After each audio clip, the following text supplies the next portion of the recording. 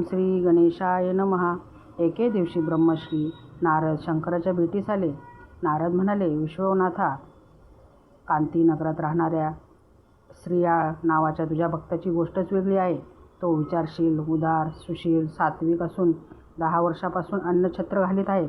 अतिथींना इच्छा भोजन देऊन तो त्यांचा सन्मान करतो. ते ऐकून शंकराला श्रीयाळाबद्दल वाटले. त्याने श्रीयाळाची परीक्षा पाहण्याचे ठरवले. शंकराने अतिशय घाणेरडे आणि ओघळवाणे रूप घेतले व तो श्रीयाळाच्या दारी आला. श्रीयाळ व त्याची पत्नी चांगोना यांनी अतिथीला सद्भावे वंदन करून त्यांची आसनावर बसून पूजा केली व हात जोडून नम्रतेने त्यांची इच्छा विचारली. तेव्हा अतिथीने सांगितले, मला नरमास खाण्याची इच्छा झाली आहे, पण एखादा चोर किंवा विकत घेतलेला मनुष्य याचे नरमास मला अजिबात चालणार नाही. तेव्हा श्रीयाळ व चांगोनेने त्याला स्वतःची नरमास देण्याची तयारी दाखवली. अतिथीने विचारले, तुम्हाला मारले तर अन्नछत्र कोण चालवेल? त्यावर त्यांनी अतिथीला आम्ही काय करावे असे विचारले. तेव्हा अतिथीने मला तुमच्या 5 वर्षाच्या मुलाचे मांस खाण्यासाठी द्या असे सांगितले. मोह ममता दूर सारून श्रीयाळ व चांगोना या गोष्टीस तयार झाले व त्यांनी अतिथीस चिलयास घेऊन जाण्यास विनंती केली. त्यावर अतिथी रागवून म्हणाला, मला तुम्ही त्याचे मांस स्वतः शिजवून खाऊ घाला, पण हे करताना तुमच्यापैकी कोणीही पुत्र वियोगाने व्यथित होऊन रडेल तर मी तुमचे सर्व सत्व घेऊन जाईल. चांगोनेने ते मान्य केले व चिलयास बोलवून सर्व प्रकार सांगितला. तेव्हा तो म्हणाला, सत्कार्यासाठी देह उपयोगी पडणं यासारखे भाग्य नाही. माझ्या मांसाच्या भोजनाने जर अतिथी तृप्त झाला तर शंकराला परम संतोष वाटेल.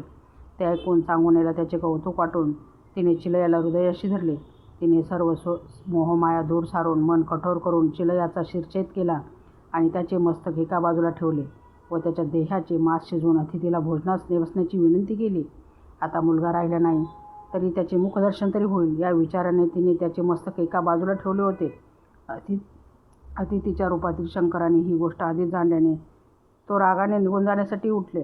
ते पाहून श्रीयाळ आणि चांगोना यांनी त्यांचे पाय धरले. तेव्हा अतिथी म्हणाले, तुम्ही मुलाचे मस्तक बाजूला काढून का ठेवले? ते शिजवून का वाढले नाही? त्यावर चांगोना मुलाचे मस्तक बाहेर घेऊन आली. अतिथी म्हणाले, ते मस्तक उकळात घालून माझा देखत कान रडशील तर याद राख. चांगोन्याने तेही मान्य केले. शंकराने तिची अधिक परीक्षा घेण्याचे ठरवून तिला ते मस्तक कांडत असताना एखादे मंगल व आनंददायक गाणे म्हणण्यास सांगितले व तिच्या मुखावर जराही खंत दिसता कामा नये असेच बजावले. सेवाव्रताचा वसा घेतलेल्या चांगोनेने तेही मान्य केले. पुत्राचे मस्तक काढताना चिलयाचे गुणवर्णन करणारी गाणी ती गात होती. मस्तक काढून झाल्यावर तिने ते शिजवले व ताट मांडून अतिथीस भोजनास बसण्याची विनंती केली. त्यावर अतिथीने श्रीयाळास पंक्तीत बसण्यास सांगितले. आपल्याच पुत्राचे मांस आपण खायचे या विचाराने श्रीयाळाचे सर्वांग शहारले. चांगोन्याने त्यांची मनोवस्था जाणून त्याला मृदू शब्दांनी समजाविले आणि त्याचे ताट वाढून आणले. मग अतिथीने चांगोनेसही भोजनास बसण्यास सांगितले. ती जेवायला बसली.